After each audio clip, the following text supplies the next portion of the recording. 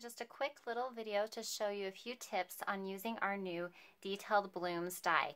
Now this die is really intricate and it cuts a beautiful kind of spray of floral, but in order to get it to cut all those teeny tiny details, there's a few tips when running it through your big shot. Now you're going to build your sandwich like you normally would with your platform, your paper, your die, and then a top cutting mat. And you're going to put that on there. But a few tips as you run it through. One is you are going to need to run this through multiple times. So you're going to send it in your big shot and you're going to just bring it right back out. So it needs 2 pass-throughs. You also need to use not one, but you do need to use 2 cardstock shims.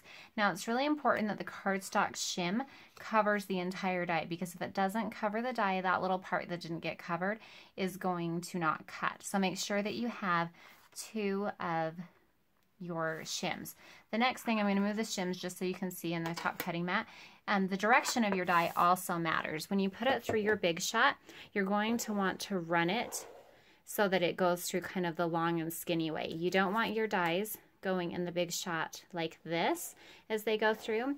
You want them to go through this way. This lets the pressure focus more as it hits each point.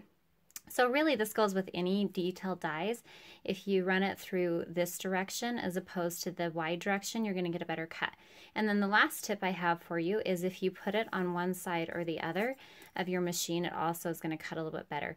For some reason, just the way that the machines are built, you get more pressure and force on the sides than you do through the middle. So even though we tend to want to put things on our platform right in the middle, you'll actually get a cleaner, better cut if you put it on the side.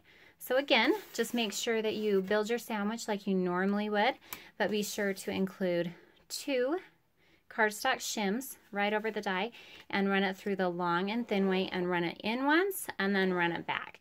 And then you'll have a beautiful die cut. Thanks everybody. Have a great day.